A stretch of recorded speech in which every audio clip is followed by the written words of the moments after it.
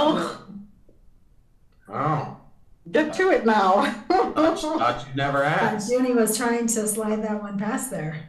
Well, since our Buffs are playing Stanford tomorrow night, I thought I'd go with a topical one. What did the Buffalo say to his son when he dropped him off at school? Hi, son. Get off the blow. No, hi, son. Hi, son. And since he got that one, see, we got this one. What's the name of my cheese? Not your cheese. That's really good. Really funny. Thank you. All right, well, it's 6 o'clock. Are we ready to roll? All right, ready. Here as well. How about now? Can you hear me better? Yes. Awesome. Well, good evening and welcome to tonight. I think now I'm ready to go. Good evening and welcome to tonight's study session of the Boulder City Council. I'm Council Member Junie Joseph, and thank you for joining us. We have on tonight's agenda 3 items. Our first item will be a Chautauqua Access Management Plan Camp update. Our second item is the process update on the implementation of the East Boulder Subcommittee Plan zoning recommendations.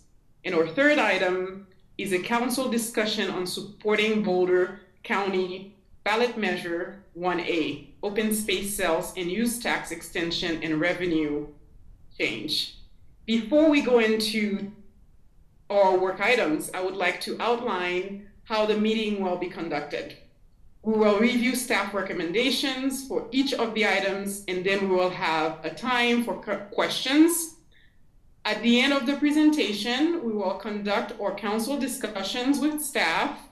If you have questions, please wait for staff to complete their presentation. And before we go into further discussions of the 3 items tonight, I will pass the floor to our council member, Tara Weiner, who would like to share a few words with the community. Tara, you have the virtual floor. Good evening, City Council and community. Though I'm a Boulder City Council member, for the next few minutes, I will be speaking in my individual capacity. Tonight, my heart is heavy, as are so many of yours.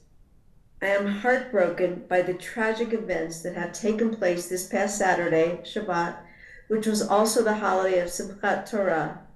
Many Jewish people in Boulder know people, or know people who were either killed or kidnapped. Friends, relatives, friends of friends. I'm one of the founding members of Boulder Ramat HaNegev Sister City. Ramat HaNegev is the community located in southern Israel, southeast of the kibbutzes or kibbutzim, where so many Israelis, as well as Americans, Thai nationals, and others were slaughtered by Hamas terrorists in their homes, in their beds, and in their cribs. Women raped, infants, toddlers, and grandparents taken captive. Ramat HaNegev is now receiving refugees from those kibbutzim, Kfar Azah, Be'eli, and others, and providing food, shelter, and love. Aaron Brockett, Bob Yates, and I have all been to this region during our visiting our sister city in the past few years. We know people there, and they know us.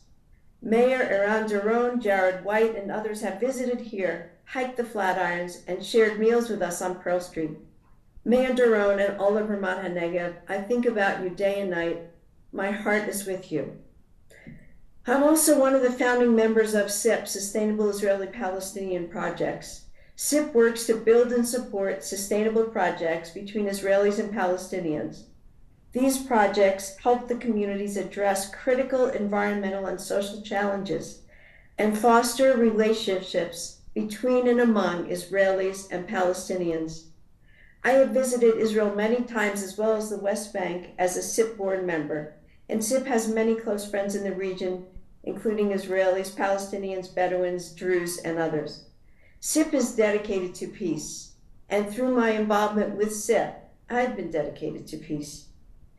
So I end with Sister Cities International's mission to promote peace through mutual respect, understanding, and cooperation, one individual, one community at a time. May we see peace in the Middle East in our lifetime. Thank you. Thank you, Tara, for those thoughtful words and messages. Are there anyone else who would like to add, council members who would like to add anything else? I see nothing else. Well, thank you again. We will now turn to... Yeah, Aaron had his hand up. I'm sorry, Aaron, you are here. I got you. Thank you. Okay.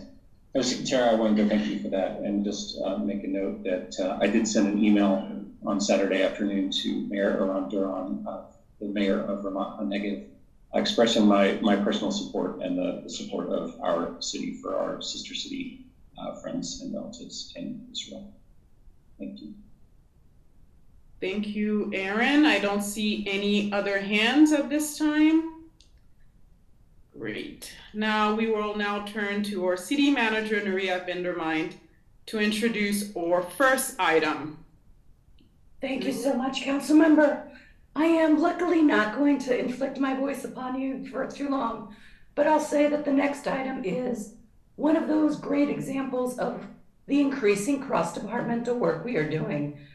We are going to throw this to the Director of Community Vitality, Chris Jones, first, but you'll note that Natalie Stifler and Dan Burke, Directors of Transportation and Mobility, Open Space and Mountain Parks, are here with us. And with that, I will send it to Chris and shut up. Thank you so much, Nuria, not for shutting up, but for that lovely introduction. I'm Chris Jones, the Director of the Community Vitality Department. Very glad to be here this evening to help introduce this item. But as you can probably tell by the number of faces that are showing up on your screens, CAMP was developed through a collaborative effort between multiple city departments and organizations to manage parking demand at Chautauqua Park and spillover impacts into the adjacent residential neighborhoods, while expanding mobility options for all residents, employees, and visitors wanting to get to the area. To accomplish this, the city began charging for parking at the park, established an NPP and on-paid street parking in the North Chautauqua neighborhood, constructed and improved sidewalks, enhanced ADA accessibility, and offered a free shuttle from remote parking lots in partnership with Via Mobility, CU, and BVSD. Since 2017, the camp season has run Saturdays, Sundays, and holidays between the Memorial Day and Labor Day weekends. Now I'll hand it over to Dan Burke, who has a few words to say about how the program has been working. Great, thank you, Chris. Dan Burke, Director of Open Space and Mountain Parks, and good evening, Council. I think we all know that one of the main features and destinations of the Chautauqua Park is the main trailhead, which provide that OSMP manages, that provides trail access into the Chautauqua Meadow and beyond, as well as the Ranger Cottage. During the camp season, the program has shown to be effective in managing demand and provides a viable option in the form of free shuttle service for those who prefer not to pay to park. Since the program was implemented, more than 100,000 rides have been provided by the park-to-park shuttle, and revenue from parking exceeds the costs of operating this shuttle service. However, on the shoulders of the camp season, spring and fall mainly, when park visitation is still high, parking demand continues to impact the park and the neighborhood to the north. While staff has received feedback from some Chautauqua employers, employees, park visitors, and residents to the north that are generally supportive of expanding the camp season, the current park and ride model, aka the free shuttle service, is not easily expanded because of the ability to use the CU and the Boulder Valley School District lots. Therefore, at the current time, it is staff's recommendation that the camp program continues during its traditional summer season, but with some plan changes and other potential modifications to the program. Staff also recommends that a feasibility study be conducted to look at options beyond the current park and ride model and provide direct transit access to the park to service visitors and employees and reduce parking demand at the park and spill over into the adjacent neighborhood.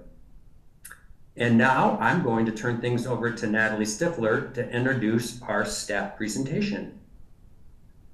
Thank you, Dan, and good evening, Council. Natalie Stifler, Director of Transportation and Mobility. So CAMP and this evaluation has obviously been a multi-departmental effort between transportation mobility, community vitality, and open space and mountain parks for many years. And the recommendation that you'll hear tonight is supported by all three directors and staff of each of our departments.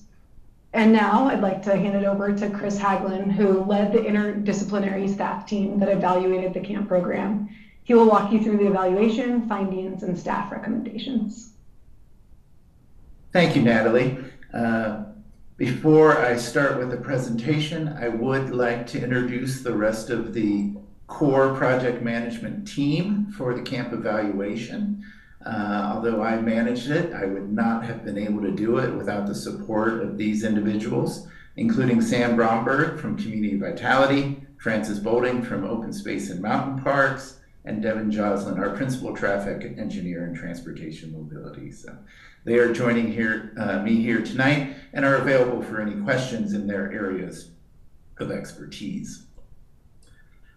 Just to kind of take one step backwards, CAMP is just one of many projects that's under our AMPS umbrella, or our Access Management and Parking Strategies. And AMPS, like Chris Jones mentioned, has always been a multi-departmental effort within the city to look at how can we best provide multimodal access and also manage demand at some of our key areas of the city. And there's been many projects over the time, and with CAMP being one of them. And they were all guided by the Boulder Valley Comprehensive Plan, our Transportation Master Plan, and Climate Action Plan as well. So I just want to give a little context for how CAMP fits within our work plan. CAMP was initiated in 2017, and as was mentioned in the introduction, it was really about managing demand at the park, which is one of our most visited areas of the city, and also the spillover that occurs into the neighborhood to the north, which we refer to as North Chautauqua. Following a successful pilot, an ordinance was put in place to run the program until this year. That ordinance will sunset at the end of the year, and so staff has conducted this evaluation to present a recommendation to City Council on the future of the program. The purpose of the evaluation is really to look at CAMP and how it did compared to those original goals of managing parking demand and providing multimodal access. Staff developed these recommendations based on data analysis and a lot of stakeholder input. There are, beyond the multi-departmental effort, this was a multi-stakeholder effort. After given any council directions, we will do a necessary change to the ordinance to keep the CAMP going if that is the desire. And then staff will get to work on, based on your direction, what does the 2024 season look like? We also feel that this evaluation has really helped set in motion just a whole future of how the city deals with trail access management. We know our partners at Boulder County have entered into a number of different shuttle operations to help provide multimodal access to their open space lands and reduce those the issues around parking demand. Just to reiterate the CAMP elements that were kind of spelled out, this program again takes place on the weekends and holidays between Memorial Day and Labor Day. We created managed and paid parking at Chautauqua and also within a neighborhood parking permit program to North Chautauqua, and also just to clarify, on-street paid parking on Baseline as well.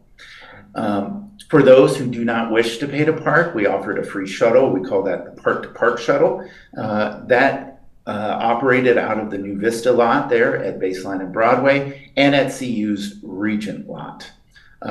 We also had an amazing partnership with Visit Boulder that provided an ambassador program.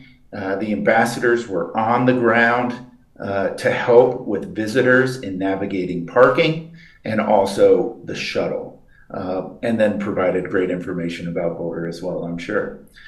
We also worked with the employers. You know, we've got the Chautauqua Association, we've got the dining hall, the music festival, our own ranger station there. And so we worked with developing a transportation demand management program for those employers and employees. As I mentioned, a number of key stakeholders, the Colorado Chautauqua Association, Visit Boulder, Via Mobility, who operates the shuttle, the remote lots from CU and BVSD, and then of course the park visitors, the neighborhoods, and all the employees. Overall, what we've seen over the years is that visits at the trail at Chautauqua, and this is counts at the trail, have remained relatively stable throughout the years. We of course saw some dips during COVID, but visitation is coming back. For the most part, what we call the camp season, again, that Memorial Day to Labor Day span, the shuttle does operate, and our paid parking program is in effect at the busiest times of the year for Chautauqua.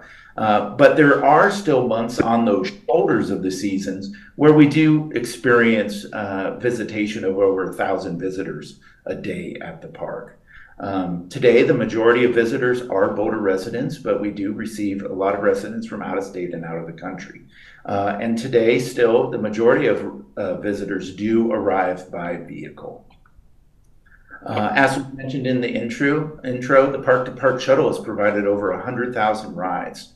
We did see a significant decrease in shuttle ridership during COVID, but it is beginning to rebound. And according to our transit program manager, Danny O'Connor, the trends in the rebound after the low points of COVID generally follow what we're seeing in transit in general across the city in terms of a low point of transit and now a steady increase in transit use, but still below pre-COVID levels.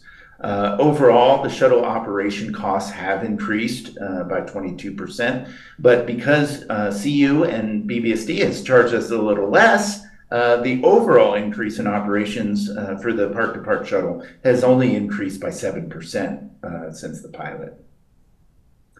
In terms of our parking management, parking at the park and along baseline in the neighborhood on the roads, in that MPP, parking is $2.50 per hour. Today, most of the parking is paid through Park Mobile, which is our online parking app. In the past, it was primarily at the stations, but I think over time, more and more people have been getting used to using Park Mobile. We generally see the ranger lot, parking lot, baseline almost completely full during the camp season. But we have the paid parking as a tool has managed demand in other parts of the area, such as the Chautauqua Green or the McClintock lots, which experience less parking utilization. So we're confident that when visitors arrive, there is parking available for those who want to pay. So the pricing of parking is working. Typically, people stay between 2 and 3 hours. And the parking revenue has increased over time, and today we receive almost $170,000 in parking revenue. That does not include citation revenue that kind of goes to a different bucket. On average, we do enforce the area and have about 2,700 citations in the past full year, with the average citation being about $30. In the North Chautauqua MPP, parking permits are sold to residents on the blocks indicated in the picture there. It's $10 for your parking permit. They can have up to 2 per resident. And then we also in 2022, at the request of those residents, also allowed them to purchase visitor permits for $5 a piece that could be used by folks that are visiting them during the camp season. The number of resident permits has remained relatively stable, and we have seen a slight decrease in the number of visitor permits after starting to charge for them.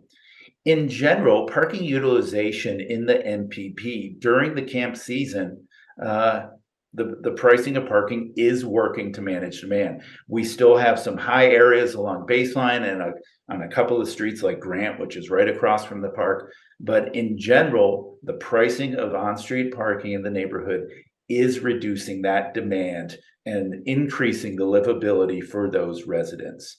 On the shoulders of the camp season, when you still have high visitation to the park, that is where we are having problems with in the spillover and some of the livability issues that come with that spillover parking into the neighborhood.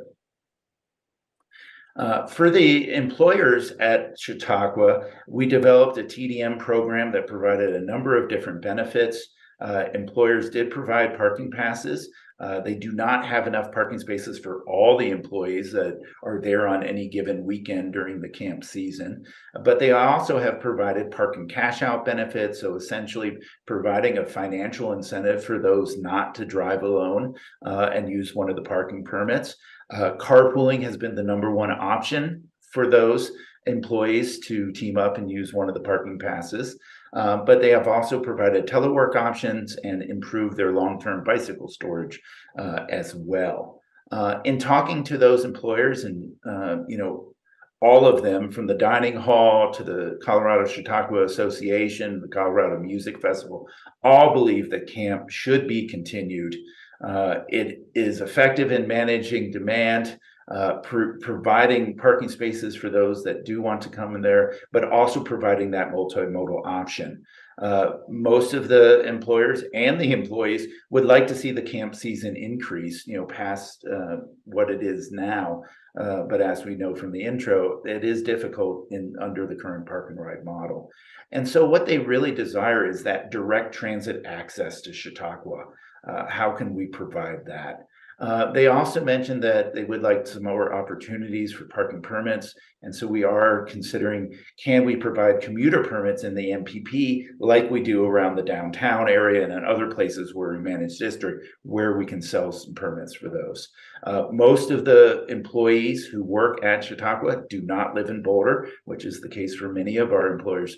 And many of them are traveling longer distances every year to get to those jobs. So that would help. They would also like to see improved micromobility options with B-Cycle and Lime and monitoring of that parking as well. As I mentioned, about less than half of the employees that work at Chautauqua are Boulder residents.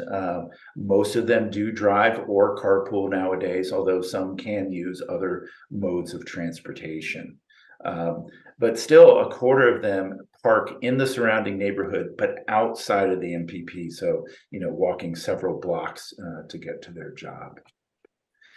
We also worked with the neighborhood to the north, our North Chautauqua neighborhood, which has the neighborhood parking permit, and provided a questionnaire for them. Of the respondents, we got about 40% of the households to respond to that survey. Most of them find that, yes, it is easier to park, and livability issues decrease, those negative livability issues decrease during the camp season. It's more easy than find parking, less times their driveways are blocked. And so overall, during the camp season, it's been effective in improving that neighborhood. It's really on the shoulders of the camp season, when visitation is still high, that those problems come back when parking isn't managed. So the vast majority, of course, would love to see this program continue, and they would like to see some improvements to it. Many of them want to see that camp season expanded. They would also like to see electric buses used as well. And when asked if they would be willing to pay more, about half of the respondents said yes, they'd be willing to pay more for their neighborhood parking permit if the city were to expand that camp season and manage parking more times of the year. We also provided a general public questionnaire. This questionnaire was available on Be Heard Boulder. It was also available throughout the park using QR codes and on the shuttles. And our Visit Boulder ambassadors also encouraged people to take the survey. We didn't have a huge response. We had just under 300 responses. But again, this is a questionnaire, not statistically valid. but it does kind of give you an idea of which way the wind is blowing. Respondents of the questionnaire were mostly residents of either the city or county and frequent Chautauqua very often.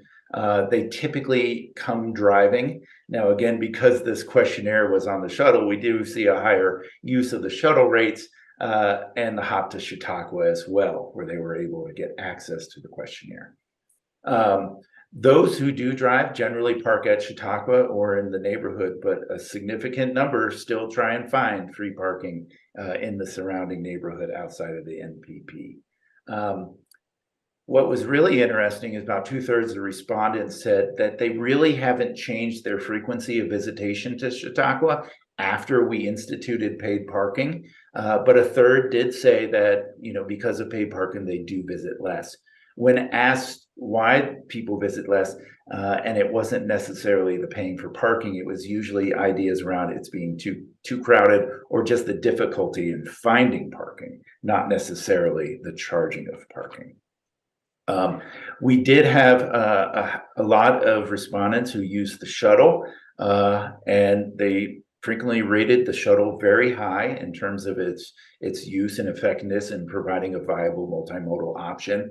The vast majority of respondents to our general public questionnaire do want to see camp continued. They love the idea of providing more direct access to Chautauqua, so you don't have to drive and park and then take the shuttle, but if you could take transit the whole way. They most would like to see that multimodal opportunity expanded, and generally in kind of that April to October timeframe.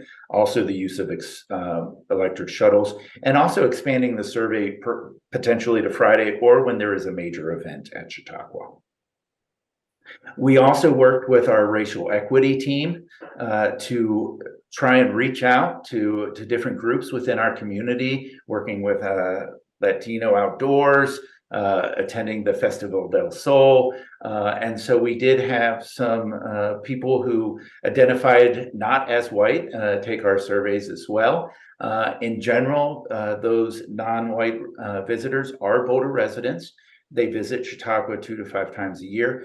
Typically, they arrive by car and in groups. And I think that was the one thing in talking to some members of this community is that they use Chautauqua in a different way, not in the traditional let's go for a hike, but let's have a family outing or a group outing at the park. So typically needing to arrive by car because they're bringing stuff with them. Those generally, they do pay to park at Chautauqua or in the neighborhood, although some did say they use the park-to-park shuttle. Again, in this case, the reason for any decreases in frequency of visitation was more related to crowds and the difficulty in finding parking and not necessarily having to pay for parking. The desire amongst these people certainly to continue camp is very high. Again, direct transit access, so you don't have to do both, although some said they would continue to drive because that's how they access it. Again, there was a similar theme of expanding camp from April to October, and also providing these micro-mobility options such as B-Cycle and Line. So, through all of that data gathering and stakeholder input, staff created 3 different scenarios for council's consideration. One really is to discontinue camp, but no one wants to do that. So really the staff recommendation is to continue camp. We have a number of anticipated or planned changes that we would like to implement, but then there are also some additional possible modifications that we would love to get your input on, and we also received input from our Transportation Advisory Board and from Open Space and Mountain Parks. Some of those anticipated or planned changes that if we're directed to continue camp that will probably, we think are great additions are around micromobility is one. So we are looking at how do we provide Lime scooter access and also dedicated parking area, AKA our Lime Groves, to organize parking at the park. A lot of, especially the employees, are very excited about having a Lime option. We are also looking at putting in a permanent B-cycle station at Chautauqua. This has already been approved by the Landmarks Board. We have an area next to the dining hall where you can fit a nice large B-cycle station. We will likely make changes to the hop to Chautauqua routing. You think about when the CU Hotel and Convention Center comes online, how that will be, a nice origin that we would like to hit for this Chautauqua destination. We are going to also update parking signage. We have heard, again, through our Visit Boulder ambassadors and also our parking enforcement officers, that we need to clarify parking signage. And so that is something that we're going to work on. One of the issues that we're going to also have to tackle in the 2024 camp season is with construction at New Vista High School. So we are going to have to pivot with that as well. Now, some of the other possible modifications, which I think all of the staff feel are viable and we could do, but there has been some mixed reactions from some of our stakeholders and boards about some of these other possible modifications. The first one is the implementation of performance-based pricing. So Council in 2021 adopted our performance-based pricing policies. This basically says that if you have a block that has over 85% parking utilization across a certain time frame, then you are able to raise that parking price by 50 cents to help continue manage that demand. So that is a policy that we could introduce into this area to, again, parking pricing has been effective in managing demand. Should we also use this performance-based pricing policy in that area as well? Another thing, and I've mentioned it, is the establishment of a commuter permit program for employees. Again, there are not enough employee parking spaces.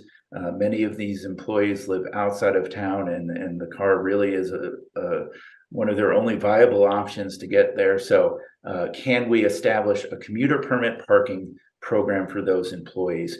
We estimate that cost would be around $50 for the camp season for an employee to purchase one of these, although it may not be necessarily purchased by employees. It could be part of an employer provided program.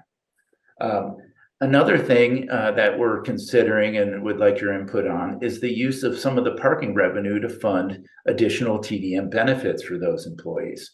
And so when you look at our operational costs compared to what we're collecting in parking revenue, there is that delta. I believe it was around $40,000 per year. And so is there a possibility to invest some of this parking revenue to provide additional benefits for those employees, or even for others as well? But for those employees, we've always wanted to establish some van pooling, and can we provide some financial incentives for van pooling?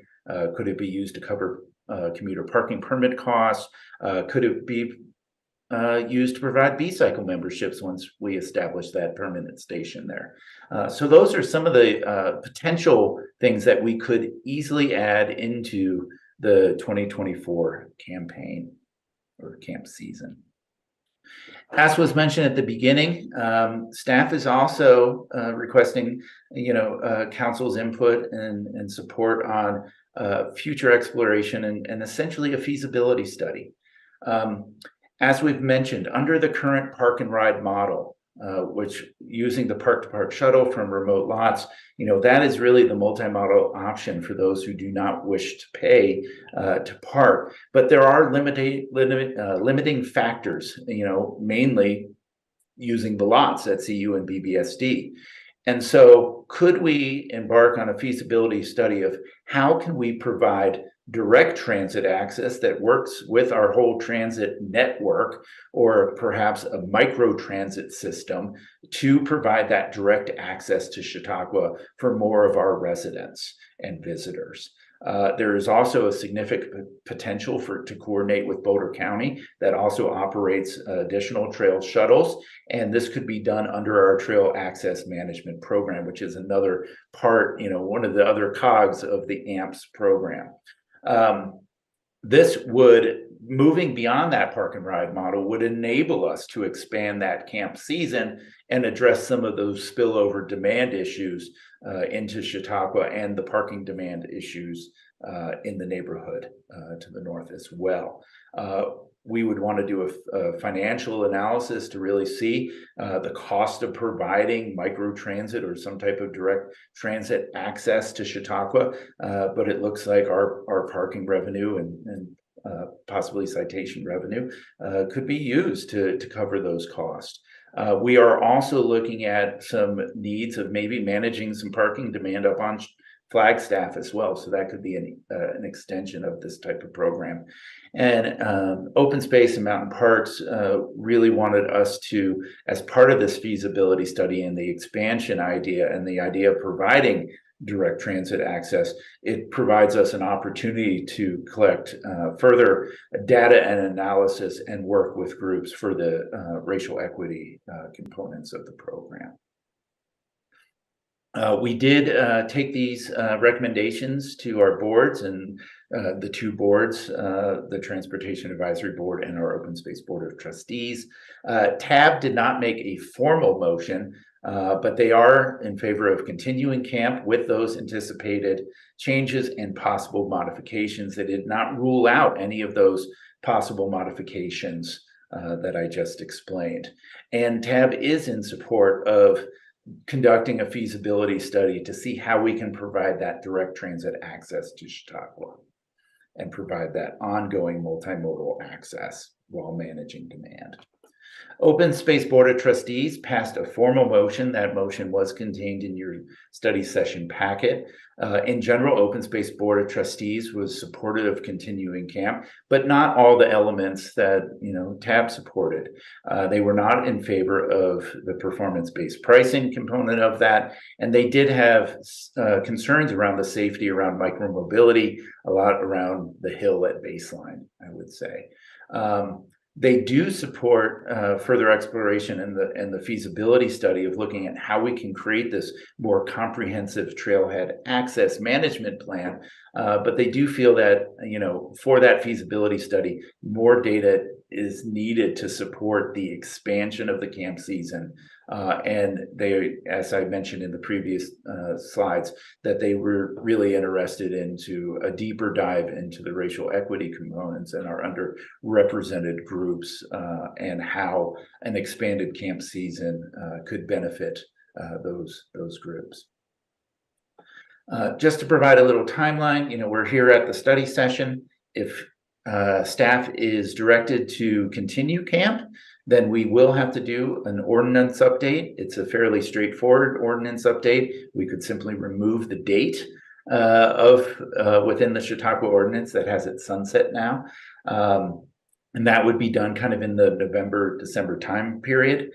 Following that, staff would work on developing the camp program for the 2024 season.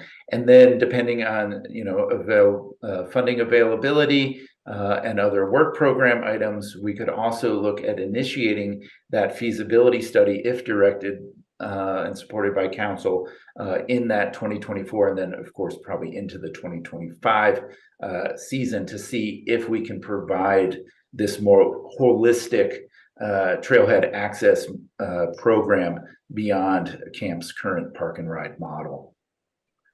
And with that, we have our questions for council in regard to council's feedback on staff's recommendation to continue camp with those anticipated changes.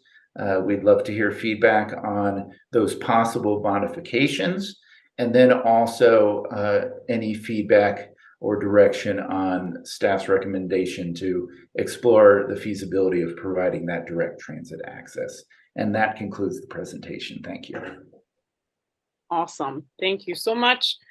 Can you please take down the slides, and does council have any questions? I see Tara, you first, and then Rachel, and then Aaron. The first question is discontinuing the camp, continuing changes, or further exploration. So you're welcome to ask questions or. Yeah, before I answer those questions, I have a few other questions. For whoever of the staff wants to answer, Why do you think, I remember being on camp, how many times I've told everybody in those speeches, so don't laugh.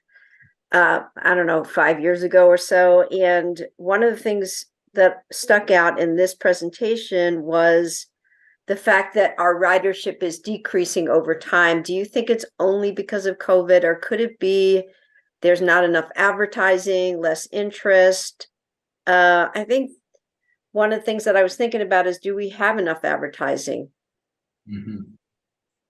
No, and I think it's a fair question, because we certainly, even before COVID, we were seeing some dips in ridership from the first year, which I think perhaps the excitement around the program, and we did do a lot of marketing of that program early on.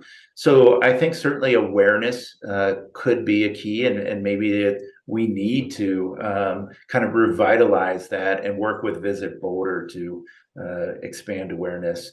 But COVID certainly had the big impact. And as I mentioned, we are seeing the rebound, but we certainly would like to see more ridership. So that's a great idea about expanding marketing opportunities. Well, way back when Marianne Mahoney, remember her, people, yes. And I were talking about how to make it more exciting to take those. So for instance, was that Banjo Billy we used to have? Was that the bus? Yes. What was it? Yeah, that was the bus that traveled around. Having a really exciting face to the van, not just via, right? Maybe a big magnet, but just maybe having some grand openings or something to just grab awareness and make it more of, let's do something fun today and ride, mm-hmm. That's what we talked about 5 years ago. So I wouldn't mind having, some really creative ideas so we can really see it go. That's my first question. My second question is, I think it's a great idea to extend it to Flagstaff, because often there's not parking by the trailhead up there where the Rangeview Trail is, that particular one. But what have you ever talked about South Boulder? There are a few trails near Shanahan Ridge. We've talked about this as a council before. It's a trailhead, but there's not parking, and there's not easy bike parking. And so I was wondering if you think that when you talk about a park to park shuttle, are you talking about that, or is that completely off the table for any time in the future, like Sanitas and all the major spots? Yeah, so I think some of our ideas around this feasibility study and coordinating and learning from how Boulder County has provided, like their HESI shuttle and their Eldo shuttle, is, could we provide through micro transit, smaller vehicles, but could we provide a shuttle system that touches many of our different trailheads? Certainly Chautauqua is our most visited and has, historically had these larger parking problems, but Sanitas is, certainly another one. And also, as you mentioned, Shanahan Ridge. So I do know that we have been doing some early data collection on that. Samantha, would you like to chime in on kind of what we're doing in that area, that specific area? Sure. Right now, we're just doing that, collecting additional data and monitoring those areas. And then next year, once we have some of the recommendations from council today, we'll kind of see how that fits in with the broader plan for camp and trail access management. Samantha, I went up to, you're laughing. I went up to Shanahan Ridge, I think to campaign or something. And this is what I noticed. Everybody who I said, are you from here? Every single person said no. They were from Denver. They were from different cities. So I said, well, why do you come to Shanahan Ridge to hike? And they said, because we don't have to pay for parking. It's easy to park on the street, stuff like that. And so I know we've gotten every single person, not just one or two. And I talked to a lot of people. So that got me thinking that when we do talk about it again, maybe it should be an option, because if we're remember how the people said they don't go to Chautauqua anymore? Well, they probably go to Shanahan Ridge. I'm just saying. This is remember when people on council, a lot of the people got upset who lived around there? I think it would be valid at this point to find out some more information and data about what is really going on up there. And if we can alleviate some of that, we had so much success really with alleviating neighborhood concerns from Upper Chautauqua back 5 years ago. So I wonder if we couldn't think of something creative as well. So I'm just throwing that out there. That's it for me. Thank you. Thank you. Next, we have Rachel. Okay, thanks for the presentation. I do have a couple of questions. First one is in the polling that you did, or the community outreach, and you gave us some statistics on, people's level of support. How many people was that? How many people were surveyed? So I think we had just under 400 responses to the general public survey, or I should say questionnaire. It is not a statistically valid survey, as we know. Okay, and so that did not include the employers and such? That was No, that was all. We did a separate one for the NPP residents. We did one for the general public that was on the shuttles and at Chautauqua and handed out by our Visit Boulder ambassadors. And then I did separate debriefs and workshops with the employers. And then we did a survey of the employees as well. So there were multiple different ones, all available in English and Spanish. Okay, and all in, how many people got surveyed? All in, well, there could have been some duplicates.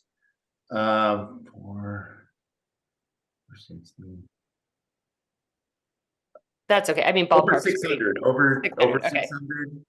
We got about 40% of the residents of the NPP. We got almost half of the employees of the Chautauqua Society and the dining hall. We did only get 20 from the Colorado Music Festival, but those musicians, more kind of come and go. And so we didn't have as good of a response rate for them. Okay, thanks. This might kind of sound silly, but did you all consider dogs at all? Like, that's one of the things that I like at Chautauqua is I take my dogs, and they don't do well on the shuttle, and I wouldn't be able to get them there like on a Lime scooter. So what was the conversation around dogs? So the only thing I heard about dogs is in the open comments on the general public questionnaire that people appreciated the opportunity to bring their dog on the shuttle. So that they don't. I won't get into gory details of my dogs who get a little stressed out in those sorts of environments and cleanup efforts that you all may have been left with. But I appreciate that some dogs are working out well there. Okay, and then we did not ask community connectors, right? We did ask different groups, but just. Well, I worked with the community connectors, so they were part of the racial equity team at the city. Okay.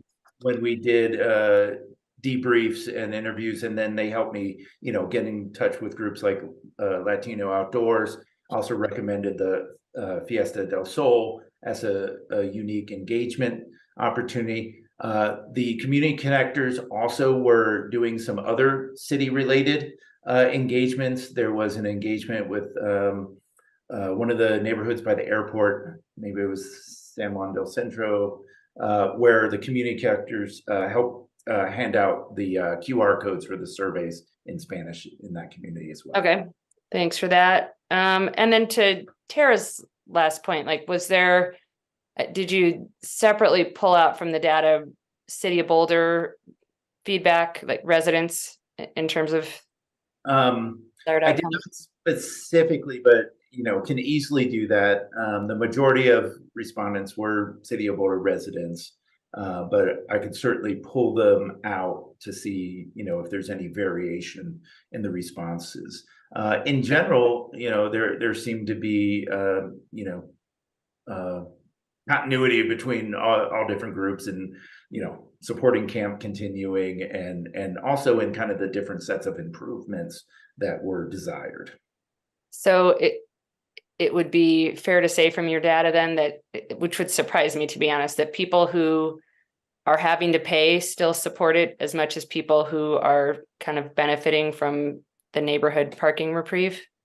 Well, there certainly, we certainly did hear from some groups. One of the Boulder climbing clubs, they were against expanding the paid season and expanding that. But I think from the neighbors in the north and the NPP, they definitely want to see it expanded. But most of the respondents in the general public survey that supported the expansion of camp, I think it could have been more with providing the multimodal option, not necessarily the paid parking component, but we want to have multimodal options to get to camp. I see. So some of the positive feedback might not be that people are happy to pay more and more seasons, but they would like Lime scooters to be allowed to park there. Oh, Lime scooters, the park-to-park shuttles, B-cycle, yes. Any type of multimodal improvement, I think, is the desired. Okay. And do you have it parsed out then what percentage of people supported the extended season and paying more versus the multimodal improvements? I'm not sure if I could parse it out that way. I basically asked, if they were in support and kind of why they were in support of it. But it was one of those categories where you could choose more than one. So more than one reason why you want it to continue. So it may be difficult to parse that out specifically. All right. That's all my questions. Thanks so much. Yep. All right, Aaron and then Tara. Yeah, so Chris, thanks for all the information and for everybody for running a very successful program here.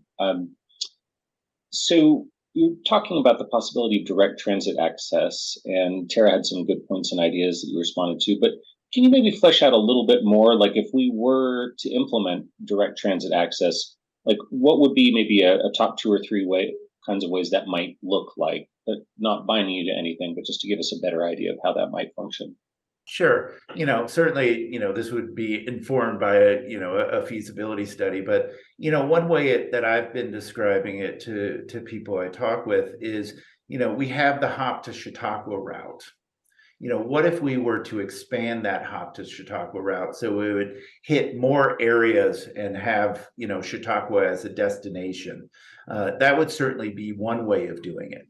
Another way is, as we're constantly looking to the future, how do we provide like on-demand microtransit service that could provide that direct transit access as well? So I know, this is something that VIA is working on in terms of their capability of providing that kind of on-demand, think about group Uber and Lyft trips that you could take and be picked up and have that direct access to it with a smaller vehicle. So that would be possibly one other way of doing it as well. But I think, a lot of times I think what people wanted to move beyond was the having to drive somewhere to take the shuttle. Is there a way that I could get picked up, use a transit route closer to my house to get a direct drop off at Chautauqua? So hopefully that helps. It does. Thanks. That's all I had. Awesome. Next, Tara, and then Matt. I forgot to ask this question earlier. Sorry, everybody, for double dipping. When it comes to bicycle or e-bike and owned bikes by the community, are there really enough places where you can park your bike? What are those things called, folks? The inverted U's. Yeah. Well, okay. Whatever those contraptions are, I lost my brain. It's not working right now. What is that? Where you like your bike up? Bike rack. That's it. See, I knew you'd help me.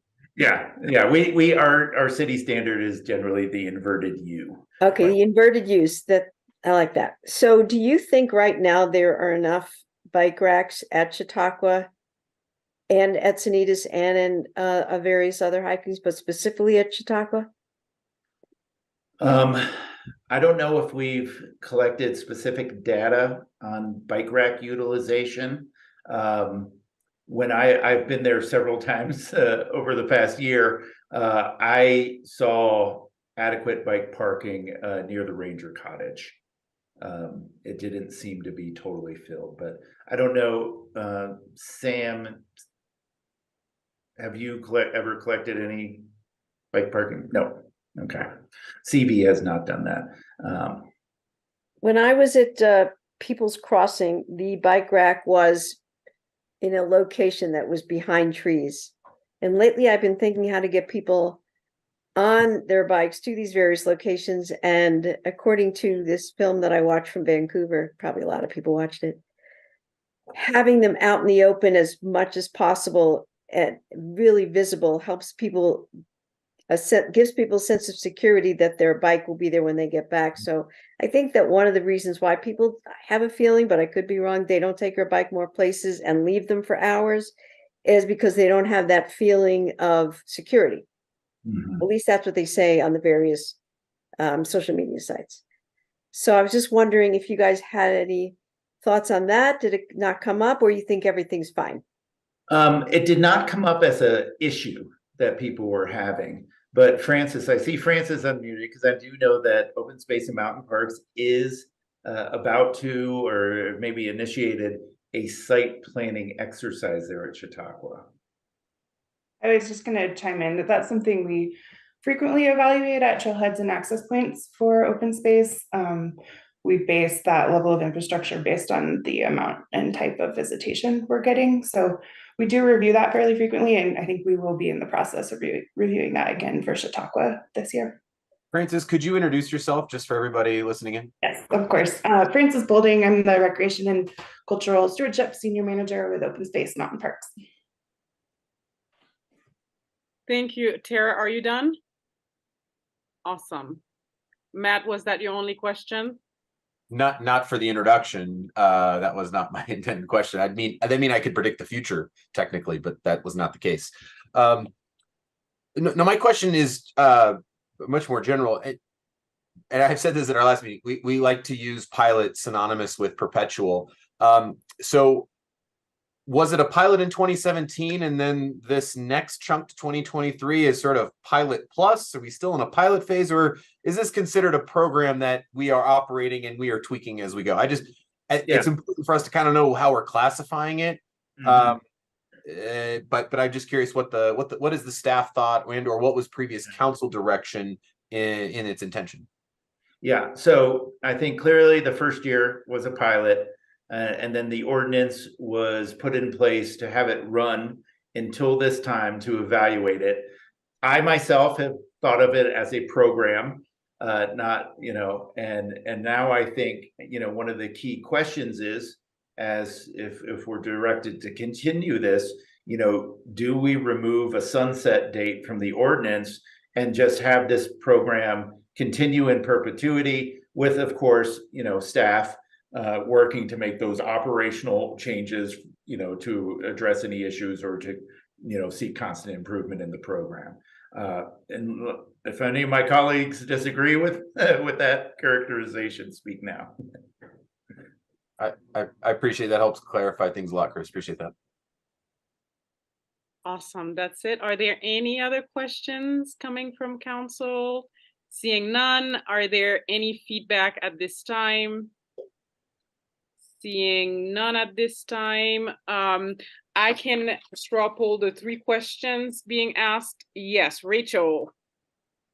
Well, yeah, I mean, if you want me to just wait and do it when you're getting into the questions, but I think that where I would be on this right now is to continue it as is and not expand it, pretty much where the open space board, as I understand it, unanimously came out. And that is a little bit painful from a transportation lens for me, but I don't quite understand how we could equitably get people to and from as fairly as the people who live right there right now under the constraints that we have.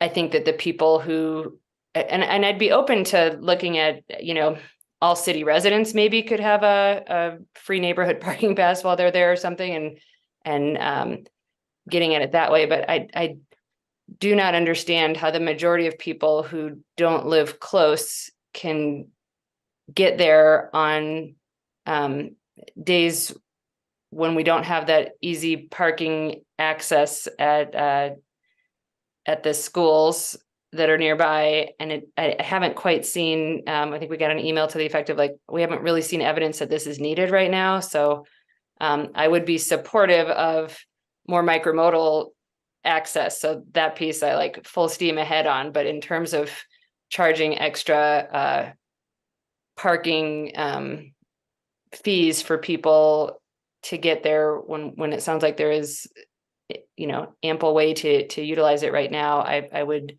struggle with. So if there's a way to just pull out the going forward with micromodal and encouraging people to use alternative ways to get there. And if we can do that safely, like I am kind of worried about that hill right there. And usually like when you see Lime scooters, there's not a lot of helmets in play. So yeah, I would want that kind of sorted out.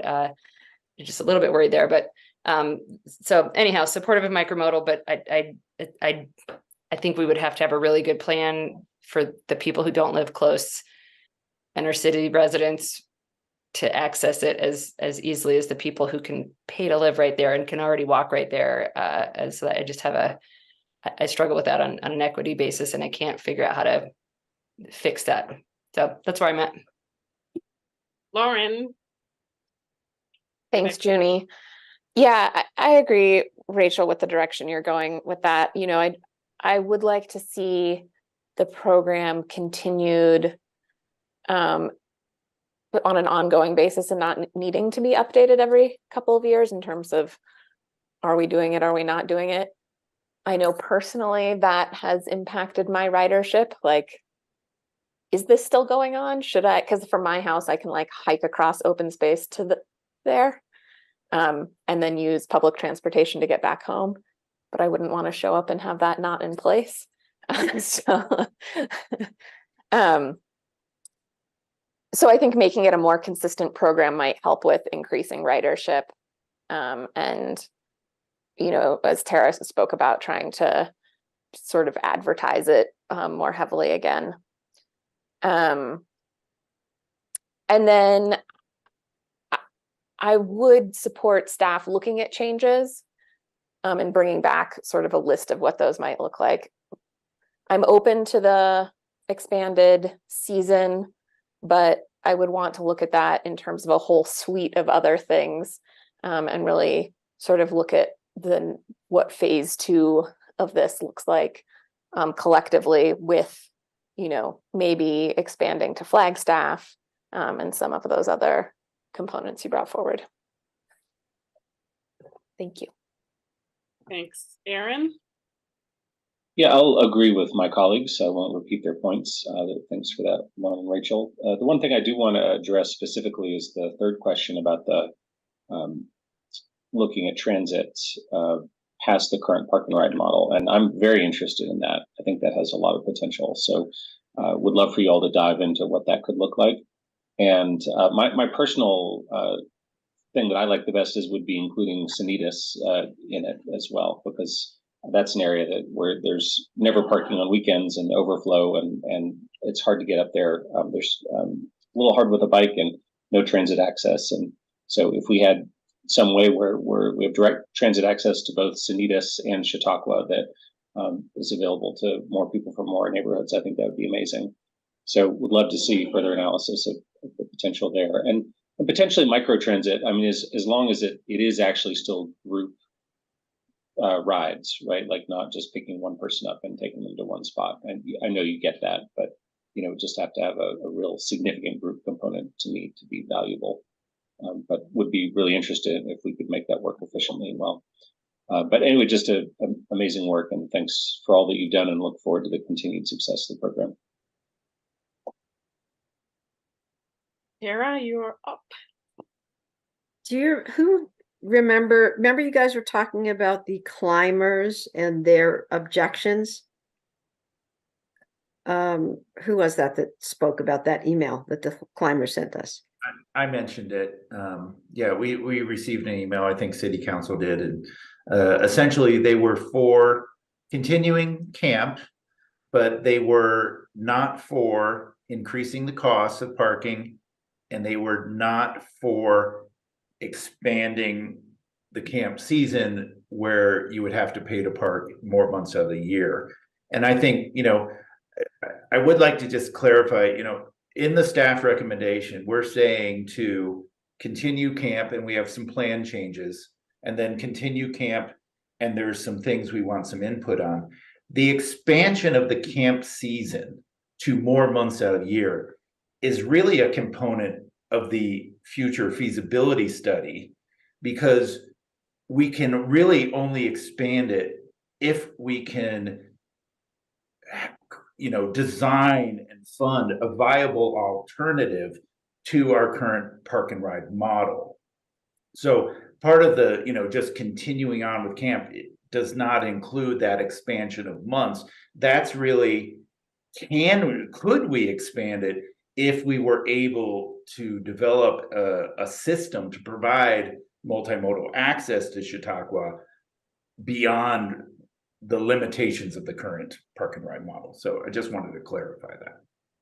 I think 5 years ago, my biggest worry, one of them, was that it would be quite expensive for people who took very long hikes to park for 6 hours. I mean, and a lot of people do that. They don't go for just 2 to 3 hours. So I'm just wondering, I definitely see the climber's point of view. So I'm wondering what could be done about something like that, or nothing. Well, I think there could be options for how the rates are scaled over time. There could be a limit to, the overall, what's the highest amount you could pay at a single day there. I think, but, I think that's really in Community Vitality's purview to, I don't understand, what the capabilities of our parking systems are in terms of how you can manipulate the rates. But I don't know, Sam, if you have any Well, I input. think that's sort of what we're getting at by suggesting something like performance-based pricing. Is if there's desire from council to change the rate structure, it can certainly be done in any way that we want it to. We can always make it happen. But what is the appetite to do that? And if there's any feedback, then we're happy to take that back as we review the potential changes we might make to the program for the following years.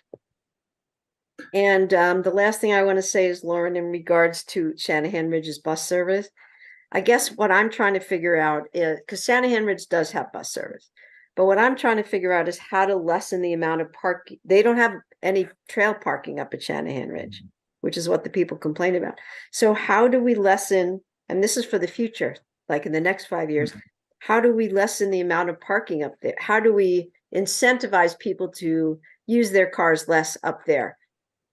They're not taking that. I guess a lot of people aren't taking the bus, or I just was listening. You guys are pretty smart, so I'm assuming you might have some ideas about that. It's beyond my purview. I don't know, Sam, do you have any insight after some of your initial data collection up there? Well, I think there's still some debate as to how severe the parking problem is. We have some data we collected last year that wasn't very compelling. We're collecting data again this year to see, what it looks like again. So we'll continue to monitor it. But, there's definitely improvements that could be made, like multimodal access, B-cycle stations, lime groves, those types of things that could maybe encourage looking beyond the single occupancy vehicle to arrive at that destination. So those are certainly some things we could look into. Are you done, Tara? Awesome, great. Are there any other feedback from council members? If not, we can do a straw poll. And from what I heard already, I think most of council members have said continue with changes or further exploration of the feasibility of providing direct transit services. So are there council members who are in support of discontinuing camp at this time? Seeing none, the next question is continue with changes. Can you clarify what changes we're looking at there, Junie? Because I think there's a couple different buckets. I can share let me share my screen.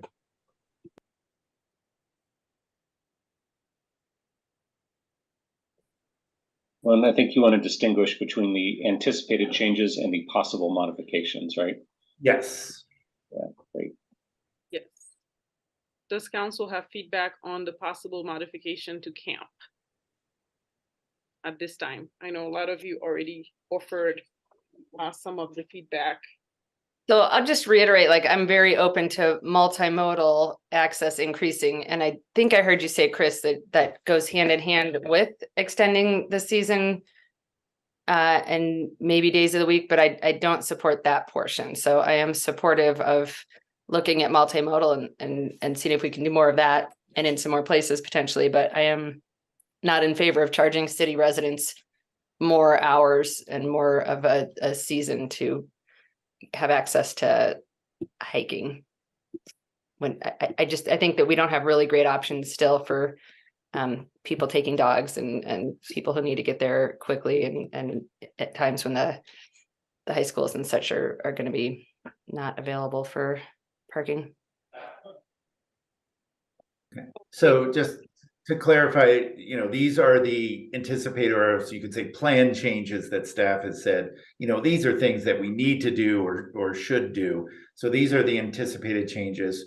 The Lime scooter access will want to control and manage parking, identify areas for lime groves. We have the B-Cycle station landmark approval. We have not installed it. Looking at future changes to the Hop to Chautauqua route, updating our parking signage, and then dealing with the New Vista lot issue. And then those are the kind of planned or anticipated changes. And then the modifications, there's three. One is, do we implement performance-based pricing? Do we establish a commuter permit program for those Chautauqua employees? And do we look at innovative ways of using some of the parking revenue to provide additional TDM benefits to employees? And I know in talking to the Colorado Chautauqua Association and Jason over there, who's their chief operating officer, he said camp is working great. The one place we still have issues is with our employees and with our commuting because of the lack of options, and that most of them live outside of Boulder and far away, which is a trend we're seeing in our workforce in general. Great. Are there any other comments? So we're continuing with changes and the possible modification for 2024 camp. Are there any other feedback at this time? Seeing none. Did you get everything? Go ahead, Rachel. Well, are you going to straw poll on the possible modifications? Well, I think the way the question or the way the feedback is being asked of you, I don't think we needed to straw poll that. But the discontinuation, I wanted to straw poll to see if there were council members who wanted to do that. And it appears that that's not what council wanted to do. They don't want to discontinue, they want to continue. So basically your feedback is about the possible modifications. Yeah, and I'm just not sure if there was a majority of support, like for bullet point 1 under the possible modifications. Okay, well, we can do a straw poll on that as well, if that helps. So are there council members who are in support of the implementation of performance-based pricing? Do you have a comment, Nicole, or you just I just have a question, and so in these sort of possible modifications, my understanding was that staff was going to go and explore a little bit more, come back with some more information, but maybe I'm misunderstanding that. So we were looking for council's input, on including these modifications. Like the planned and anticipated ones, I think are solid. Staff, fully supports, they're all viable. These are the ones that through the process with stakeholders and others, that we thought we should bring to council for some input. The first one clearly has an impact on pricing in and around the park. The other two are about the use of funds. So we thought it would be prudent to get council's feedback on how we can use these revenues to kind of reinvest into our employees and visitors. And yep, thank you. Okay, then thank you. I understand the straw polling. Then we're going to go through these and talk about them. Thank you. Aaron? Yeah, and so Chris, just to be clear, in the memo, you talked about the possibility of expanding the season, but that's not actually one of the proposed potential modifications, correct? Correct. That is because we can't really do it unless we find another way to move beyond that park and ride model. And so that's why I totally understood the rationale behind it. I just wanted to clarify that point. Yes. Okay, so that's not on the table. These are about these specific potential proposals that we would investigate. Thank you. Alrighty, next. So the first question, or at least the first straw poll, is the implementation of the performance-based pricing. Do council support that? Well, it's supporting investigating it, not Yes, necessarily making it happen, right? Yes. So far, I have seen, well, the only hand is not up is Tara. So we have 8-1. So yes. My hand's not up. Your hands is not up. Okay. So 2, Bob, I can't see you on the screen either. Oh, Bob's hand is up. So it's a 7-2 at this time. No, actually my hand is not up either. My apologies. 6-3. So there are opportunities. You're welcome to investigate, but I don't know if those who have their hands down would like to offer a comment as to why they don't support. I get your reason why, Rachel, but if Bob and Mark wants to add anything else, would you like to add anything at this time? Well, I was in favor, Ginny. You're in favor. Okay, awesome. Tara and Mark? Ditto to Rachel. Nothing to add at this time. Thank you. Next would be the establishment of a commuter permit parking program for employees. Just so you know, by the way, we have on the screen, I'm looking at the slides, and also I'm trying to find you all where you are. So as of right now, let's see, I see the only hand that is not up at this time is Mark and Matt. So I would say it's 7-2 to go ahead and continue your research and investigation. Number 3, use of parking revenues to fund additional TDM benefits.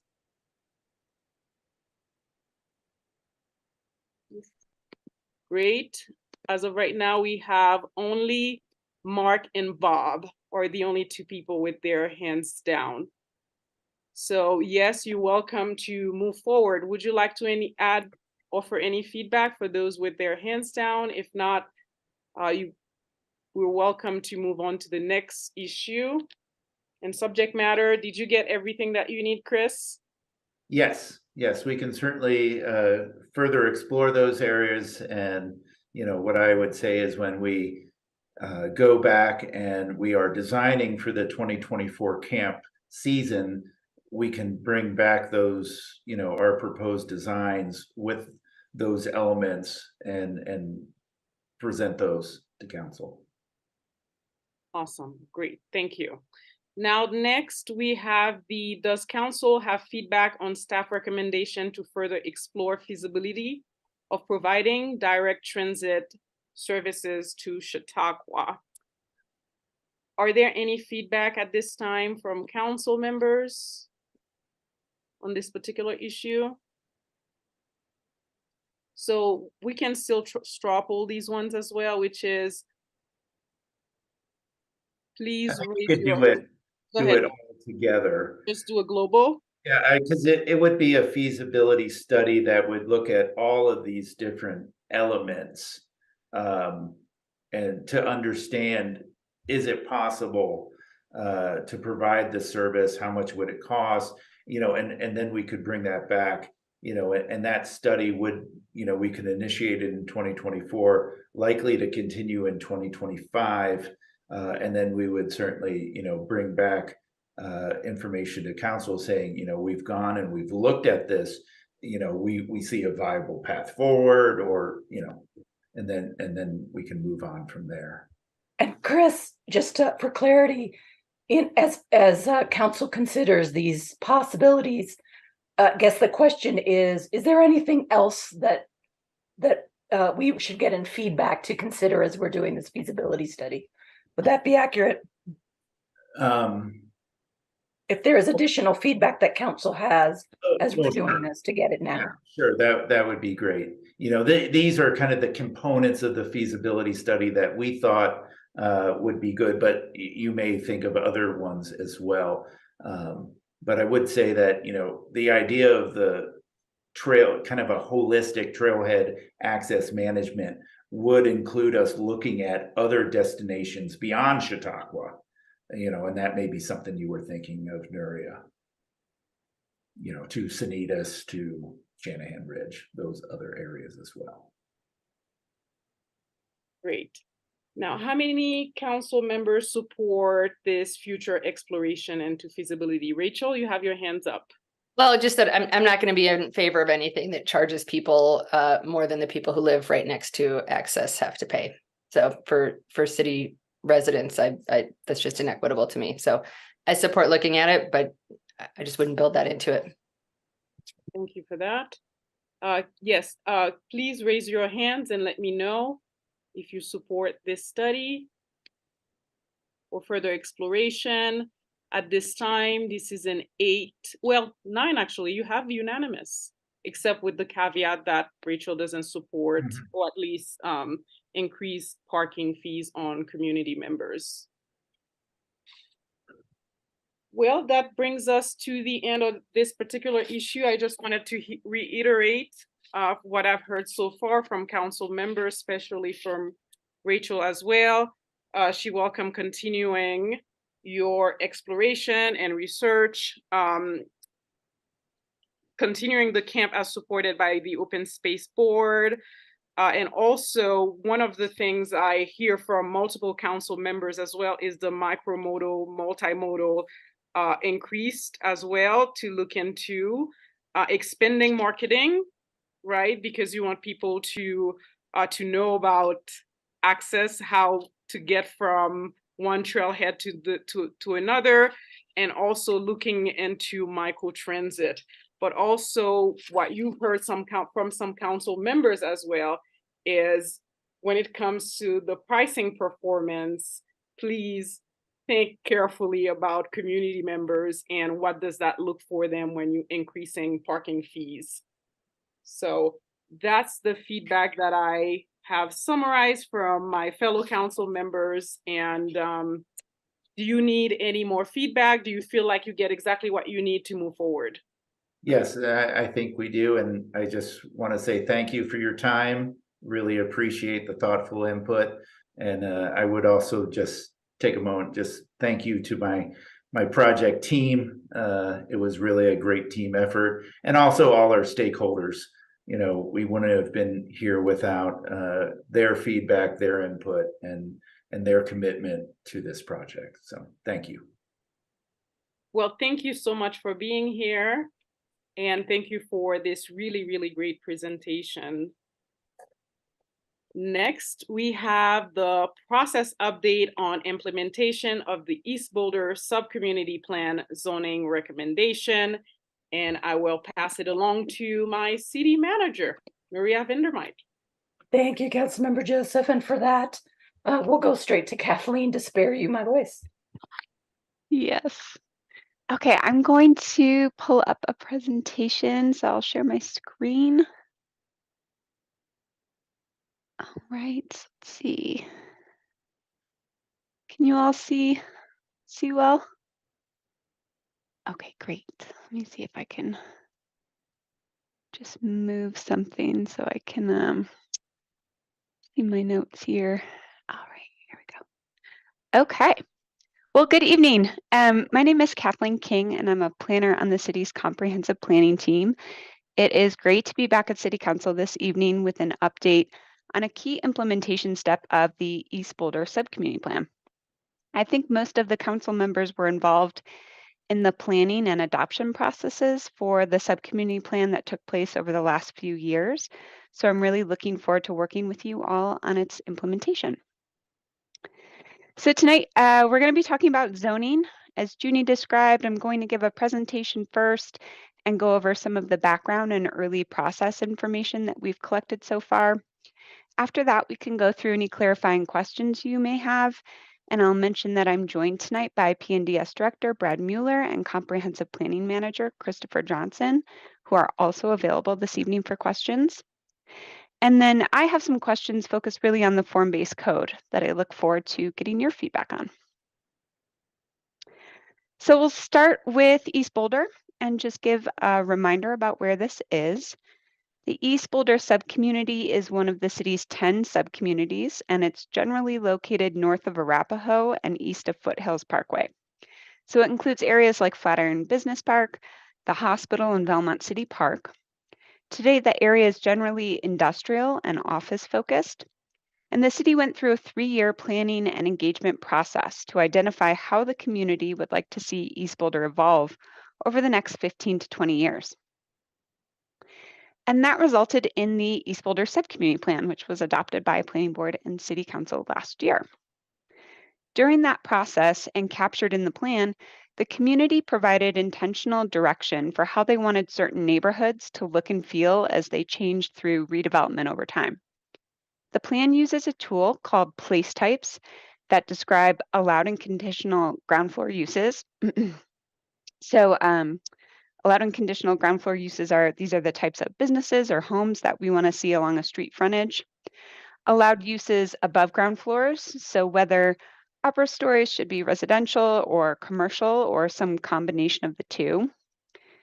Usable open space, describing expectations for the amount of outdoor space for social gathering or connection with nature. Things like building character, which imagines what buildings might look like and the kind of atmosphere they should create. Street level activation, describing what kinds of design features might foster an appropriate exchange between building users and people on the street. Streetscape character, which speaks to the kind of landscaping, lighting, and even street furniture that might be appropriate. Access and mobility, which considers how people and goods will move through these working and industrial neighborhoods. And then finally, expectations around parking. So where should parking be located and how should it follow the city's SUMP principles? So the plan's pretty specific in its direction, but we don't yet have the regulatory tools in place to ensure that redevelopment will deliver these types of neighborhoods. So one of the key recommendations included in the plan and identified as a priority for the first phase of implementation is this East Boulder zoning and form-based code study. This is what our team's currently working on with support from a consultant team that includes code specialists. We've been working with the firm Codametrics over the past few years as part of the city's Design Excellence Initiative to improve the public realm and lead to the design of better buildings in the community. Codametrics developed the city's pilot form-based code, which was recently updated to include guidance for the Alpine Balsam site. So this project includes two major components. First, the zoning and a strategy to help property owners who are interested in rezoning their properties work with the city to update their zoning district. And then secondly, form-based code. We're considering whether form-based code is an appropriate tool for East Boulder neighborhoods and how it should be updated to implement the East Boulder Subcommunity Plan. So for the zoning element, we have generally 4 areas or neighborhoods in East Boulder, which the Subcommunity Plan calls areas of change. So these are neighborhoods where we're looking to go from industrial-focused districts to walkable mixed-use neighborhoods. Our options are to either use one or more of the city's existing zone districts and modify it to match what is called for in the plan, or we may choose to create new zones to align with guidance of the subcommunity plan. So this is something we're studying right now, and I will come back to council in a few months with our initial recommendations on this piece. Secondly, we're considering which, if any of these areas, could be appropriate for form-based code. In general, a form-based code establishes building form and design standards, focuses on the connection between building and public spaces like streets and plazas, and provides a high level of predictability in the review process. So in Boulder, areas are regulated by a form-based code or identified on the form-based code areas map in Appendix L of the code. The code describes that these areas should have plans associated, so East Boulder has that. Then the underlying zoning regulates the allowed uses in the area. So whether we choose to pursue form-based code or not, either way, we will still have to update that underlying zoning. The form-based code then actually acts like an overlay, providing specific guidance for things like building mass and scale, materials that can be used on facades, outdoor space types, and design for streetscapes. This is all put together in what's called a regulating plan. So on your screen, these are the regulating plans that are currently in the code, and they cover those two areas identified on the map, Boulder Junction and Alpine Balsam. For East Boulder, we would use some of the plan tools in the subcommunity plan, like the place type map, place type performance standards, and our mobility plan to develop regulating plans for East Boulder neighborhoods. So why are we considering extending the form-based code to East Boulder? Form-based code in its purpose is really intended to create those walkable, human-scaled neighborhoods that are described in the subcommunity plan. And as a tool, it can help provide direct regulation around outcomes that we've committed to in the subcommunity plan. So we do think it's a good match. But before we commit, we wanted to take a look back at how form-based code has delivered on both local architecture and the public realm in the places where it's been used so far. So in the city, there are actually only 3 projects that have gone through the form-based code review process. Just in initial conversations with some community members, I think there's a misconception that all of the recent development in Boulder Junction was completed under form-based code, but it's actually just these 3 sites. So the northern 2 are projects on the southeast corner of Bluff Street and Junction Place. And then the third larger project is the 30 Pearl project. Some buildings and spaces are totally completed and others are still under construction, but we can take a look at the character and quality of these places as they are today. And ask ourselves the question, is it working?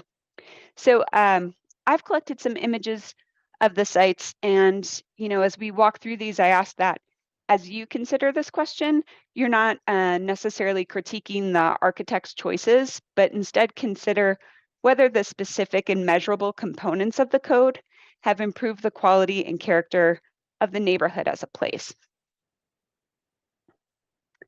So I pulled just a couple elements of building design that are regulated: massing and proportion, minimum heights and requirements for transparency on ground floors, setbacks, driveway access locations, facade materials, and recessed windows.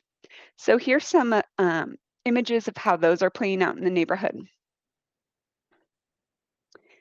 And then in the public realm, looking at the pedestrian first dimensions for streets and paseos, how compatible the streetscape is with adjacent buildings, material guidance for paseos throughout the area, and then expectations for outdoor lighting are just some of the design elements regulated by the form-based code. The specific requirements for all of these elements are identified through that regulating plan, which assigns building types, street types, and outdoor space types in the neighborhood. So if we do pursue this for East Boulder neighborhoods, there's a point in the future where we'll ask you to really get into the nitty-gritty of these details. But for now, I'm just giving a general overview and asking for some initial and general feedback. So we've been working with the community through a couple of different engagement venues to collect their feedback on both the code itself and the form-based code review process. We've assembled a technical advisory committee of members of the local design community who work in Boulder, as well as other places, and have experience with designing for local development.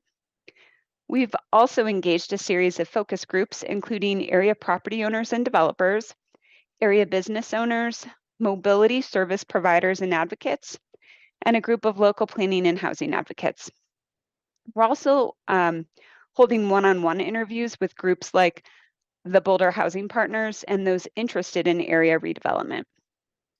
In general, community members have identified some challenges with code and process, some benefits to the form-based code, and opportunities for improvement.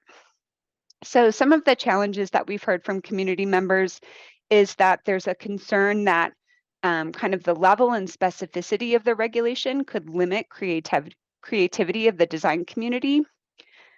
We heard, I think from a variety of interests and folks that there's a concern for affordability of the commercial space in East Boulder and its future ability to support small business space in the face of redevelopment. From that technical advisory committee, they mentioned that of the 3 form-based code projects that have been completed so far, all 3 of those have been called up by planning board, which adds to the overall project cost and ultimately the unit costs. Some of the benefits folks described, they like the predictability of the form-based code review process. Again, that TAC, Technical Advisory Committee, described that the form-based code actually supports designers in their effort to convince clients to do the right thing or to choose higher quality design or higher quality materials. And in general, there's a belief that the form-based code is working to prevent bad architecture in the community. Some of the opportunities that community members described are that for this next iteration, we should consider updating the material palettes for East Boulder aesthetics. So the idea that these are, more industrial neighborhoods and we should consider more industrial materials, as well as consider the cost implications of material choices. Folks brought up the idea of considering design features over 55 feet. So some examples of that were things like pitched roofs, railings for rooftop access, things like that. And then there was a desire to provide actually more information on the design of the public realm spaces. We also had a staff workshop with folks from our development review team, as well as some team members from the city attorney's office to understand their perspective on how well the form-based code and review processes are working.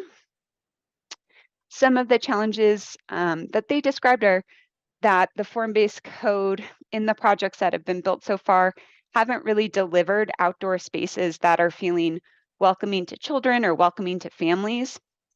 We've heard that the Bluff Street buildings don't have a lot of variability in color or window patterning, so creating kind of a wall of the same type of aesthetic along a street. Staff have heard from builders that the maximum building length limitations are driving up their costs and ultimately the unit prices. And then as the Alpine Balsam site is going through form-based code review right now, we're hearing some feedback that it's been more challenging to apply the form-based code for adaptive reuse projects. Some of the benefits that staff described are that these specific and measurable regulations of the form-based code have made those conversations with development teams a lot easier because it's more sort of black and white. They believe that the view corridors that are identified in the form-based code have really resulted in preserved vistas and views throughout that Boulder Junction neighborhood. We've heard that the paseos are really well used and liked by the residents in the neighborhoods. And there's a belief that the high quality materials that are prescribed in the form-based code really elevate the aesthetics of the neighborhood. Some of the opportunities that staff described for this next iteration would be to find a way to get more variability in roof styles and consider potential unoccupiable roof volume above 55 feet. I think in general, we've heard a lot about boxy buildings and flat top buildings, and so trying to break that up. Another opportunity is to allow for longer buildings if they're broken up by courtyards and articulation of roof form or variation. So this is sort of a response to that feedback from builders about building length. And then there's also an idea about developing a menu of options for ground level activation requirements. So right now we require a lot of retail on ground floors. And for a place like East Boulder, thinking about ways that we could allow for different types of active ground floor use. And then last week, we also met with Planning Board to understand how well they think the form-based code has been working thus far. Some of the challenges they described are that some of the material and facade requirements they believe are resulting in undesirable building faces. I think in general, they also believe that the form-based code is preventing bad architecture, but there's a concern that it may limit opportunity for some kind of exceptional design. And then they also noted that there's a lack of amenities or outdoor spaces for families in the completed form-based code projects. For the benefits, Planning Board also really likes the PASEOs. They believe that the form-based code is delivering good buildings when it's applied in the right areas. And they like that the required materials are really high quality and have been, they've seen nice choices in materials for the buildings and the completed projects. Some of the opportunities they'd like to see are that we improve the outdoor space requirements, trying to incorporate more green outdoor spaces and provide canopy. Again, that idea of striving to achieve variation in roof line, of avoiding a lot of flat-topped roofs, and then also allowing for industrial aesthetics appropriate to the East Boulder neighborhoods. So we're taking all of this feedback along with your input tonight to complete the first phase of our project, which is an inventory and analysis that looks at the form-based code in particular and its applicability to East Boulder. Then in the next month, we're moving into rezoning recommendations, and we'll work on how we may incorporate community benefits identified in the sub-community plan into future rezoning strategies. Once we have solid recommendations about those two pieces, I'll bring that back to council early next year with draft recommendations for how we might move forward on this implementation effort. We'll take board and council feedback and create some draft zoning and potentially draft form-based code updates and regulating plans that we'll put out for public reviews. And we hope to complete the effort and go for adoption next spring so we can see some of that plan come to fruition. That's about it. You know, I think since the sub-community plan really sets the vision for the area, this work is pretty technical and really detailed. So I hope I've given you a general overview of what we'll be working on, but I imagine there might be some questions, so I can take any clarifying questions, and then we could go into council discussion. Would you like me to stop sharing? Oh, Junie, I think you are muted. Thanks. Thank you. You're welcome to take it down, and then please raise your hand, council members, if you have any questions concerning this presentation. Or first questionnaire, person who asked questions will be Lauren. Thank you, Junie, and thank you for the presentation, Kathleen. As we look forward at next steps, once zoning designations have been laid out, if a property owner wants to update their zone, will that be an administrative or a discretionary process? So as part of the implementation, I think we're looking at a rezoning strategy that would allow any property owners in those areas of change to pursue rezoning through an administrative process, kind of in a group effort. But there will not be a comprehensive rezoning, so we're not going to require all properties in any of the areas of change to rezone in the immediate future if they don't have an interest in pursuing that. Thank you. And then related to form-based code, you mentioned that all 3 of the projects in the city that have, well, okay, so first of all, there are more parcels that have undergone redevelopment that were eligible for the form-based code, right? That chose not to go through form-based code. Is that true? No, I think it was a question of timing. So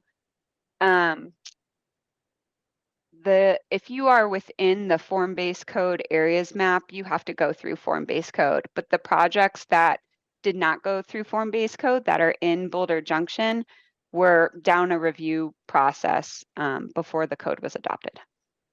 Got it. Thank you. If all 3 projects that went through it were called up for a discretionary review anyway, I guess I'm questioning what do we see as the benefit of having sort of this more layered set of requirements if we're going to put the projects through a discretionary process anyway? I think we're looking at that issue as part of this project. I'll say that some of the conversation that planning board had and memories about why those projects were called up when we spoke with them last week were that the form-based code was new. They weren't sure how it was going to be working. And, I think some members of the board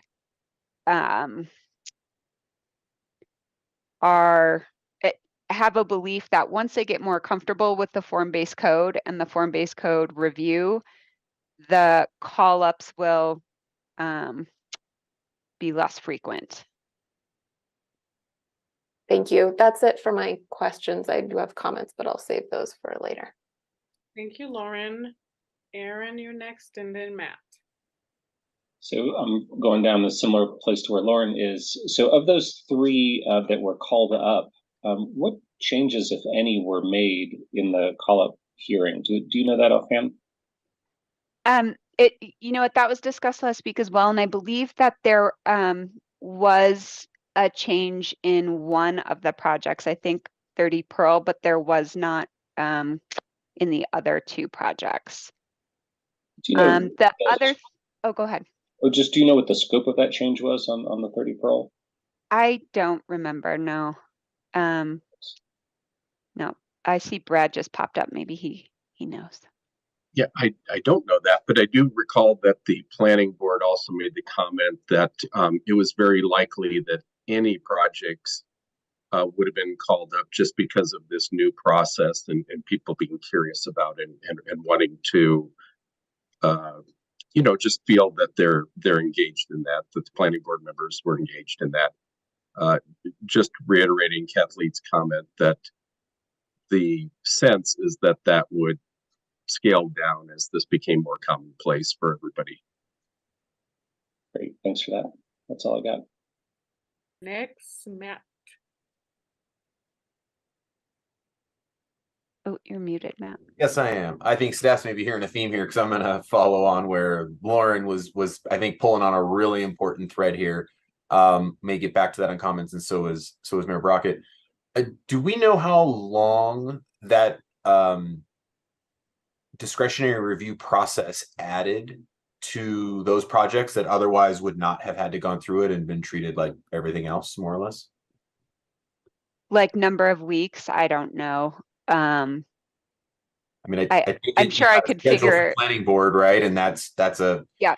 It's at least a month usually unto itself. I'm just trying to get a sense of, because I guess my question comes down to if we're creating a pre-approved menu of options, we would hope that would create a more streamlined process, not add length of time beyond what is already a really long process that I know Brad and his team and us are working desperately to trim the fat off. So I just want to make sure we're not kind of also working against ourselves. That's why I kind of want to know how much time is there, because ultimately, if these process improvements that we look to see here in the next coming months trim our process down, but this form-based code sort of inflates them back up, have we kind of gotten to a net zero, or are we also still eventually at a net gain of process timing and thus time, money saved, and moving things through the hopper? So, yeah, I really appreciate that question. And I think, you know, as we're describing, as planning board gets more comfortable with the form-based code, that will hopefully fade out. But I also spoke this week with Bill Hollicky, who's an architect at Coburn, and they have the most experience working with the form-based code. And he said, you know, on their recent effort with the Alpine Balsam project, some of the back and forth that goes on in the process of a discretionary review, for the design of the Alpine Balsam buildings, everything kind of sailed through in this first pass. And he said he's never, ever seen that happen. And so I think, you know, as our design community also gets more familiar with the form-based code, there will be on both sides of the table familiarity and greater ease of process.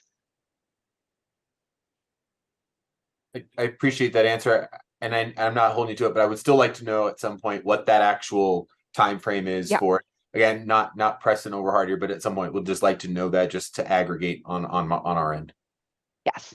Thank you. Appreciate that. I can look that up. Maybe I can elaborate a little bit in that regard, Councilman. So there are probably various issues here, and some of which you just alluded to, and others as well, which is recognizing that there are structural elements of certain review criteria baked into the code that we are working to identify, and will bring to council here in the new year as suggestions for possible change, which would really address the overall process. Then we've also talked, Kathleen's talked about the component unique to the call-ups that we've seen in the past, but that kind of being phased out over time. And ultimately, it's this tension that we're trying to manage of a high design standard that's been expressed as a value, and balancing prescriptiveness, which does make things more straightforward for the design process, right? It's more by design, but not going so far that we limit creativity. And you know, based on the feedback we've gotten so far, it feels like it's getting in that sweet spot, but we'll need to keep an eye on it for sure. Thank you. Brad, you're welcome to, or any other CD staff, when they start speaking, to let the community know their name and their title. But I can see it. Yes, I apologize. Yeah, Brad Mueller, Director of Planning and Development Services. Thank you. Thank you. Are there any other questions at this time as it relates to project process and next step? Seeing none, we can move forward now. We're heading to question number 2. Is that correct, Kathleen? Has the form-based code delivered the desired outcomes or previously adopted plans? Do you want to elaborate a little bit on that question as to exactly what are you asking from council members? Thank you. Sure. I think the question is really about, in the work that's been built to date under the form-based code, do you believe that we are living up to the vision that's described in those plans? So the Transit Village Area Plan for the Boulder Junction projects, and then moving forward, the Alpine Balsam Area Plan for that Alpine Balsam site. And if you think the answer is no, I'd love to have you elaborate and describe maybe what your concerns are. Thank you, Kathleen. First, we have Mayor Brockett and then Council Member Hogarth. Yeah, and if maybe I can combine this with number 3, which is how well is the form-based code review process working, because I see them as pretty closely intertwined. I think we're getting a lot of positive things from the form-based code. I think we're getting some good outcomes. I think the reviews that you heard from the development community, from planning board, showed some positive outcomes that we're hearing. So I think that's positive. I also thought there were some really great specific suggestions in what you heard from those same groups, planning board, the development community, and such. So I really encourage us to take those to heart in the crafting of the next steps. I thought there was some excellent feedback. I will say that I think one of the great benefits of a form-based code is that it's more prescriptive. You know you're getting more exactly what you're asking for. But then the flip side of that is that applicants then have a certainty in terms of the review process. And so if they adhere to the form-based code, then they generally are assured of moving through the process. And so I guess I'm concerned that every single one has been called up so far, because it's kind of losing that check and balance of like, okay, well, it's prescriptive, so therefore the development can be, or the review process can be simpler. So I would encourage us with this next phase to, I'm not sure exactly what to do, but to encourage less discretionary review. And I don't know exactly what that looks like. Do we just remove it entirely or require a 2/3 vote or something, but about making the threshold for discretionary review higher, so that we get more of the full benefits of both sides of having that more prescriptive approach with the form-based code. So I don't have the perfect answer there, but I think the balance there has been somewhat off so far, and would love to see thinking about how that could work a little differently. And yeah, and just I'll just reiterate those specific suggestions had some good ones. Like one that I don't think you mentioned in this presentation, but I saw in the memo, was the questioning whether the golden ratio was a useful thing to include in the code. And when we first approved this, like I forget how many years ago, I was dubious on that, and so it didn't surprise me to see that feedback come back this time. So that would be one I might consider for removal. I don't know if that's really getting us better outcomes, but in general, I think we're going in a good direction, and I really appreciate your deep analysis of this, Kathleen, and look forward to the next steps. Thanks. Awesome. Thank you, Aaron. Now we have Lauren and then Rachel. Thank you, Junie. And yeah, I second everything Aaron just said, including the golden ratio, rectangle requirement in the facade. I can divide a facade in so many different ways, and I can make a golden ratio happen when it's not really happening. It's a ridiculous rule. I appreciate form-based code, and I think that East Boulder is an appropriate place to work on this. I think that the form-based code can be really successful at helping produce really great background buildings. It's sort of the brick building that is just a nice building that you don't really notice, but is good, high quality. I don't know that it's hard to keep the flexibility to allow for a more iconic structure with form-based code. And I don't know that that's really something that we want the code to be able to accomplish, but maybe people could opt out of it and into a discretionary process for a different kind of building, like on a corner parcel or in a location where a more a building that demands a little bit more attention might make sense, because I'm not sure that as East Boulder evolves, that everywhere there is a place where we would want to see background buildings. We might want a marquee building in some locations. I would also really encourage us to look at what people appreciate from being produced from the form-based code and keep those rules. And if the rules aren't sort of addressing things that people are really appreciating, that maybe those are rules that we could dial back or not include. I think there's things, I understand sort of the reasoning behind minimum heights for the ground floor, but as we look at areas that might have residential on the ground floor, I don't know that I think that makes as much sense. And it can and even in some of the pictures you showed, where you have that residential ground floor that's stretched, but the windows are the same size as on all the other floors. It does weird things. So just really being selective of what rules we move forward with, and like Aaron said, looking at trying to ensure that there's a higher bar for being called up for a discretionary review when people are going through the form-based code process. Thanks. Rachel? Thanks, Junie. Mostly I just wanted to say hi, Kathleen. It's nice to see you. Long time. I think some of the time my job is just to get out of the way. Like, staff are the experts. I am not a former planning board member. I'm not, like Aaron, I'm not an architect or former design advisory board chair. Like, I have a lot of faith in what Aaron and Lauren both just said and in staff's presentation. So I just want to say thank you. And I agree with everything that has been said by Aaron and Nicole in support. And then I'm going to just nicely get out of the way. Thanks. Thanks, Rachel. Next, Matt. We like it when you are inserting yourself, Rachel, at all times, and we will miss it. So don't prematurely get out of the way. We're going to miss you when you leave. Almost 5 meetings left. Thanks. Why are you? Stop counting. Come on. You're making this hard on all of us. So I'm going to, again, kind of pull on a little bit of where Mayor Brockett was going on this.